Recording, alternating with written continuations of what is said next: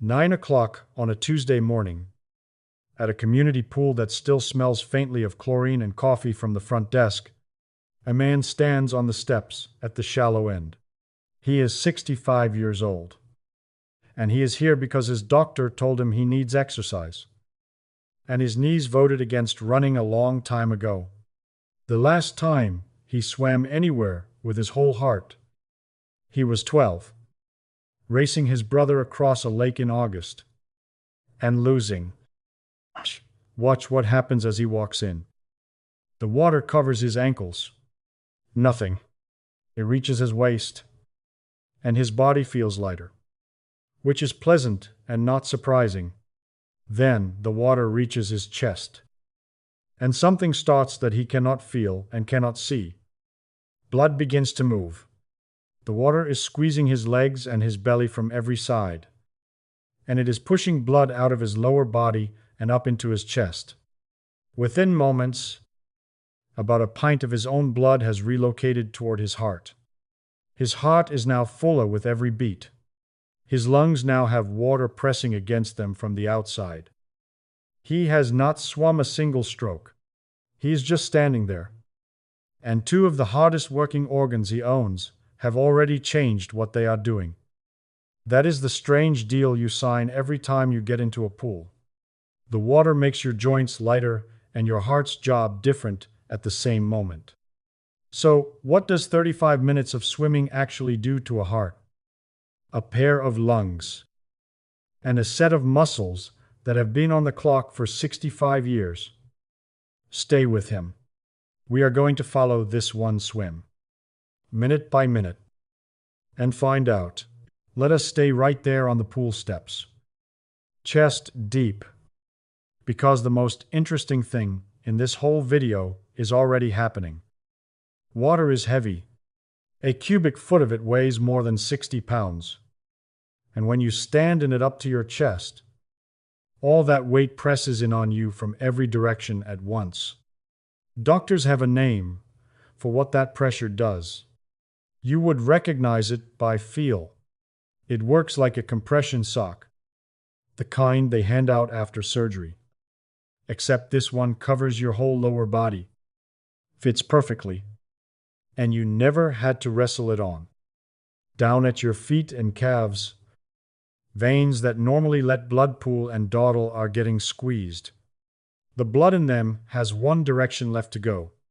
Up. So it goes up, into the big vessels of the chest, and it reports to the heart. Now, think about what that means for the pump itself. Every beat of your heart pushes out whatever blood has filled it. Fill it fuller. And each beat delivers more. Standing chest deep in water, your heart moves more blood per beat than it does standing in your kitchen. Same heart. Same effort. Bigger bucket. It can take fewer scoops to move the same water. This is where one sentence in this video has to be said plainly. And this is the spot where it belongs. Because this pint of relocated blood is exactly the reason. For a healthy 65-year-old heart, a fuller pump is good, honest work. For a heart with diagnosed heart failure, unstable coronary disease, or a rhythm problem, extra blood arriving all at once is a real load. And it shows up the moment you wade in, before any swimming starts. If that describes your chart, or if you take medication that steers your heart rate, the first lap belongs to your doctor. One appointment, one question: is swimming safe for my heart? Get your answer. Then come back to this video. It will still be here. Back to our man on the steps, whose doctor already said yes. His heart is 65 years old. And here is the honest picture of what that means. Because it is probably not what you think. The pump itself may still be strong. What changes over the decades is mostly the plumbing around it. Arteries that were soft and springy at 30 have stiffened. The way a garden hose left in the sun for years gets stiff. A stiff hose still carries water fine. What it handles poorly is change. a surge of pressure, a sudden demand. So, the same swim means something different at 65 than it did at 25. His system has less spare flexibility, which is exactly why training it matters more now, not less. And training it works. In one study, older adults who had been sitting on the couch for years took up swimming, and after 12 weeks their blood pressure had improved, along with several measures of how well their blood vessels responded and relaxed. That is a real result in real people his age. Now, before anyone gets carried away, this is where the story gets more honest than the average health video. Those results do not mean swimming rejuvenates your arteries. Another study looked at older women who were already healthy, compared swimming with walking, and found a different blood pressure picture. Human bodies rarely hand out the tidy answer a thumbnail wants. The fair reading of the evidence is this: swimming is genuine aerobic exercise, the kind that trains your heart and vessels. And how much your blood pressure moves depends on where you started, how hard you swim, and how long you keep at it. But the part that holds up well. A 65-year-old cardiovascular system that gets regular aerobic work is a system that handles stairs better, handles hills better, handles long days better. On that point, the research is steady. So the heart has its new assignment, and it is handling it. But the heart is about to lose its solo, because roughly every 3 seconds, this sport takes away something your body has controlled without asking permission for 65 straight years. Your next breath. Think about every other exercise you have ever done. On a treadmill, when you get tired, you breathe harder. Nobody schedules it. Your body just does it. The same way it has since the day you were born. On a bicycle, same deal. Climbing stairs, raking leaves, pushing a mower, same deal. Air is always right there, and your lungs help themselves whenever they want. Now, put your face in the water. Our man pushes off the wall and starts an easy freestyle. And immediately the oldest arrangement in his body gets renegotiated. His face is down. There is no air where his mouth is. His next breath now has an appointment. It happens when his arm pulls through and his head rotates to the side. And it happens inside a window of less than 1 second. And then his face goes back in the water and the window closes. Stroke, stroke, turn, breathe, stroke, stroke, turn, breathe. For the first time in 53 years, since those races across the lake, breathing is something he has to keep time with. Like a drummer who suddenly has to follow a conductor. Underwater he exhales, slow and steady through his nose. At the turn he inhales, quick and full, because that is all the time there is. Miss the timing and he swallows pool water. And every adult who ever learned to swim remembers exactly what that feels like. Here is what most people believe this does for you. Swimmers have huge, powerful lungs. Everybody has heard that. So the natural assumption is that swimming stretches your lungs, makes them bigger, gives you more capacity. And if that were the claim of this video, this would be the chapter selling it to you. It is a claim this video cannot honestly make. The science on whether swimming enlarges the lungs of a healthy person over 60 is thin. And thin evidence gets called thin evidence around here. The confusion comes from 3 different things that sound alike and get lumped together. There is the size of your lungs, how much air the bags themselves can hold. There is the strength of your breathing muscles, the machinery that pumps those bags. And there is your overall fitness, how well your whole body uses the oxygen once it is in. Those are three separate report cards. The famous swimmers with the famous lungs mostly started as children, when growing bodies could still be shaped. A 65-year-old picking up freestyle should look at the other two report cards. And that is where the real story is anyway. Because look at what the water is doing to his chest right now. Every second his torso is submerged. Water is pressing in on his rib cage from all sides, which means every single breath he takes in that pool, his breathing muscles are inhaling against that squeeze. The diaphragm, that broad sheet of muscle under his lungs, the small muscles between his ribs that lift and spread the chest. On land, those muscles have a routine. They have run so long you never think about them. In the pool, they are doing curls. And those particular muscles deserve the attention, because they are quiet decliners. Breathing muscles lose strength with age, just like the muscles in your legs do. And most days hand them nothing hard enough to push back against. The pool does. On every breath. Automatically. For as long as the swim lasts.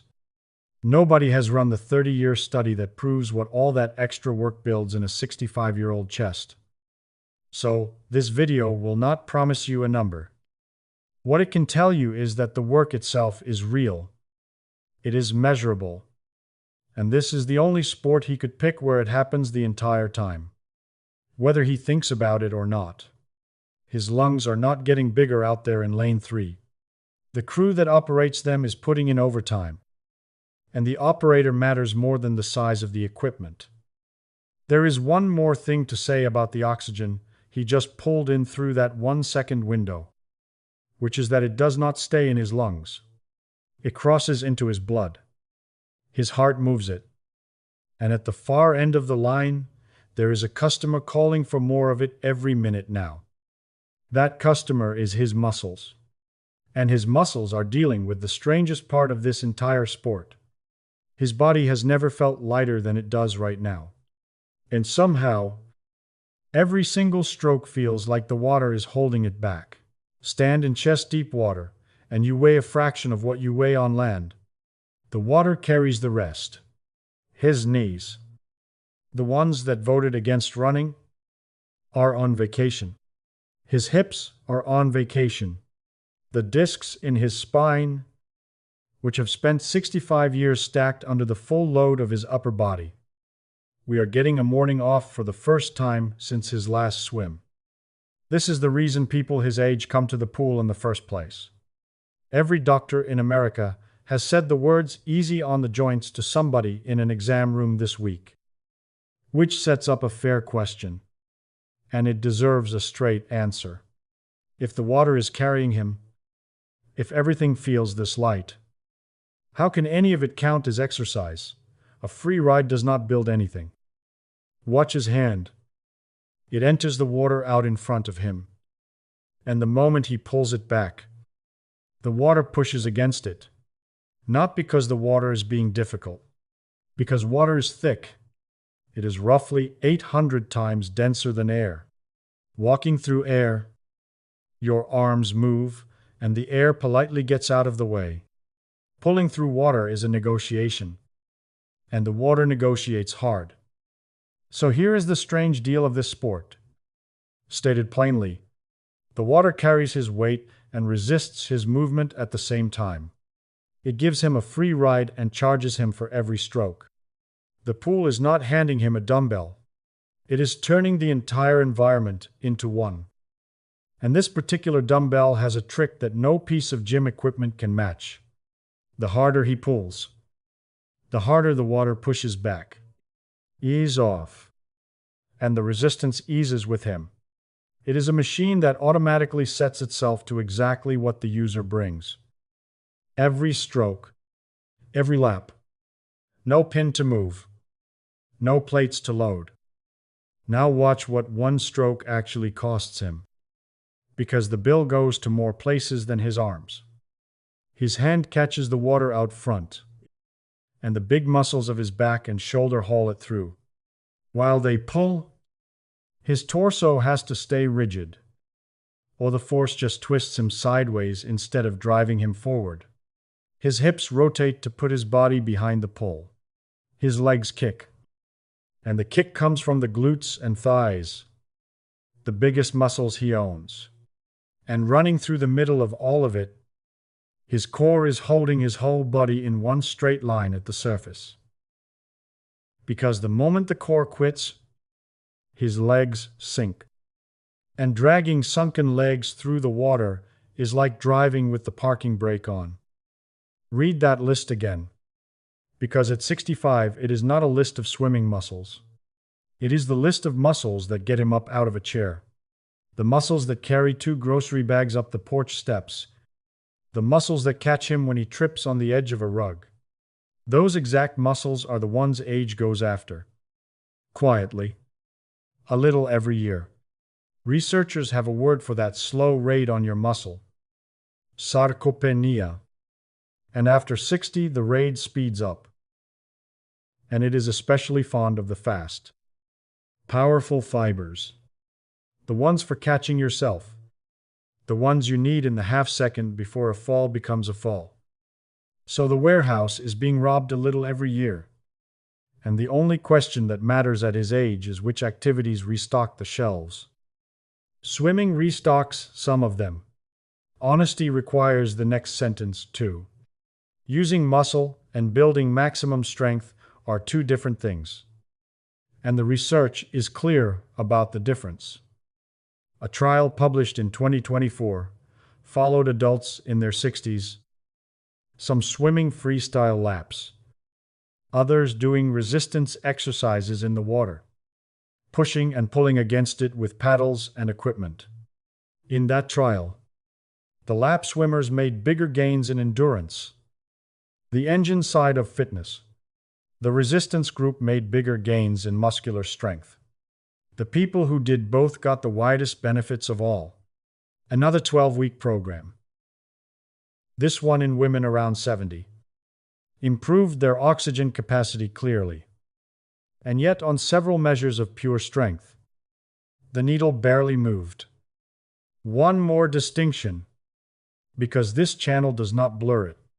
A lot of the encouraging research on older adults in the water is about water aerobics and aquatic resistance classes.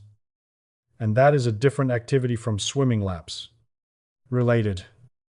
Both valuable. Not interchangeable. When a headline says, "Water exercise transforms senior fitness," check which one they studied. So here is the fair scorecard for his muscles. Swimming works nearly all of them, in long coordinated chains, while his joints carry almost none of his weight.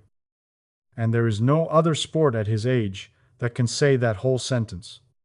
But if the goal is strength, the kind that gets a man up off the floor at 80, swimming wants a partner. 2 sessions a week of honest resistance work. Weights, bands, or a body pushing against something that pushes back. And his bones are a separate account. Bones thicken under load, under impact, under the weight of a body walking on hard ground. And swimming supplies far less of that stimulus than exercise on land. The water's greatest kindness, taking his weight away, is the one favor his skeleton never asked for. So he walks on the days he does not swim, and the 2 activities cover for each other. 20 minutes into the swim now, and somewhere in the middle of lane 3, something has happened that none of the last 3 chapters could describe alone, because it only exists when all 3 run at once. His heart, his lungs, and his muscles have stopped working separate jobs. Here is the state of things at minute 20. His muscles are burning fuel, and burning fuel takes oxygen. And their orders keep getting bigger. His lungs are pulling in that oxygen through the 1-second windows. Breath after scheduled breath. His heart is hauling it. Beat after fuller beat. Out to the working muscle and back again for more. 3 systems. 1 supply chain. The muscles place orders. The lungs stock the shelves. The heart runs the trucks. And in the middle of the lane, without one conscious thought, he is negotiating. His pace creeps up. The orders outrun the deliveries. Something in his chest and legs files a complaint. And he settles back half a notch. Nobody taught him that. His body has been balancing supply against demand since he was a boy. And it still knows how. Exercise scientists have a way of measuring how good that whole supply chain is. They put a person on a treadmill or a bike, push the effort up step by step until the system is working as hard as it can, and measure how much oxygen the body is able to take in and use at its limit. You have probably heard the result called VO2 max. It gets talked about like a lung score, or sometimes like a heart score. It is neither one. It is a score for the whole delivery chain at once. Air into the lungs. Oxygen into the blood. Blood through the heart. Fuel burned in the muscle. The chain is only as good as its weakest link. And the number measures the chain. That is worth knowing at 65 for one blunt reason. The thing that fades with age, the thing hiding inside the words "I get tired faster than I used to," is usually not one organ failing. It is the whole chain slowing down together. And the encouraging part is that the chain trains together too. Swimming trains every link at once. The scheduled breathing works the supply end. The fuller heart works the delivery end. The resistance of the water keeps the muscles ordering. 35 minutes in a pool is a staff meeting for the entire operation. No. Is it the best staff meeting available? One more piece of research keeps this video honest. A randomized trial took women around 70 and put some through 12 weeks of exercise in the water, a cousin of what our man is doing, and others through 12 weeks of exercise on land, and measured that delivery chain number before and after. Both groups improved. The difference between them was too small to matter. Some people will hear that as a letdown. It is the opposite. Water has no monopoly on aerobic fitness. And this video never promised you a champion. The title asked what swimming does. And the honest answer includes this. It trains the whole chain. Hard. In the one environment where his knees will let him come back and do it again Thursday, at 65, the best exercise on paper loses every time to the exercise you actually repeat.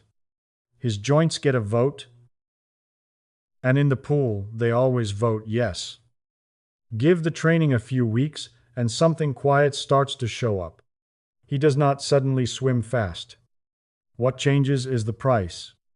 The same 10 laps start costing his body less. His heart covers the distance in fewer beats. His breathing stays unhurried at a pace that used to push it. Climb a flight of stairs at the house and the old toll booth at the top. That pause where he used to catch his breath. Waves him through. The work got cheaper because the chain got better. And the chain got better because 3 systems spent 35 minutes a few times a week solving the same problem together. Minute 35. His hand touches the wall at the shallow end and stays there. He stands up, pulls off his goggles, and breathes. The swim is over.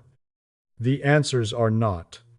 Everything that just happened in that lane comes down to 3 of them. 1 for the heart, 1 for the lungs, 1 for the muscles. And he has earned the plain versions. 9:35 in the morning. He is standing in the shallow end with one hand on the pool wall. Water still at his chest. Heart rate coming down. The water is still pressing that pint of blood toward his heart and will keep doing it until the second he climbs the steps. 35 minutes. And everything the title of this video promised happened inside them. So here are the 3 answers. At their true size. No bigger and no smaller. The heart first, Swimming is full, genuine aerobic work, and it starts before the first stroke.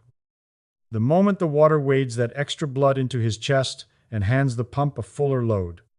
Keep at it for weeks, and the research shows real improvements in cardiovascular fitness. And in adults who were sedentary. Improvements in blood pressure and in how well the blood vessels themselves respond. What the research does not show is a guarantee. How far those numbers move depends on where a body starts and how it trains. What it earns either way is a heart and a set of aging pipes that handle demand better. And at 65, demand is called stairs, hills, and long afternoons with the grandkids. The lungs second. They are not getting bigger. And any video that tells a 65-year-old otherwise is selling something. What swimming actually does is rarer than big lungs. It takes breathing, the one function that has run unsupervised his whole life, and puts it on a clock, in rhythm with moving muscle. And every one of those scheduled breaths gets pulled against the squeeze of the water. So the crew that runs his breathing, the diaphragm and the small muscles between the ribs, works overtime from the first lap to the last. Muscles that fade quietly with age, getting handed honest work every single visit. The muscles third, and this one can be short, because he already learned it in the water. Nearly all of them work today, in long chain, while his joints carried almost none of his weight. That combination is the whole reason he can be here at all. The two things the pool does not hand him: maximum strength and loaded bones. He covers on land, with resistance work and plain walking on the days between swims. The pool and the sidewalk split the job. That is the full answer. And notice its shape. One activity that trains the heart, disciplines the breath, and employs the muscles, all in the same 35 minutes. In the one place his knees have approved without a single complaint. Almost nothing else at his age can make that whole claim at once. And it is still several valuable things instead of everything. And any video that promises you everything has stopped telling you the truth. He climbs the steps. The water lets go of his legs. His full weight comes back. And the compression sock he never put on is gone. The pint of blood spreads back out to where it usually lives, somewhere in his chest. The adaptation to what he just did is already underway. And it does not need his opinion to proceed. Next Tuesday, 9 in the morning, he will be back on those steps. The water will cover his ankles, then his waist, then his chest, and about a pint of blood will pack up and head for his heart. Right on schedule, the way it has every time. Nothing about the pool will have changed. The water will still be thick, still be heavy, still press on every breath and push back on every stroke. Somewhere in the middle of it all, a man who once lost a race across a lake to his brother will be keeping time with his own breathing, stroke by stroke. In lane 3, last Tuesday, he thought he was just going swimming. His knees just call it easy. The rest of him knows better.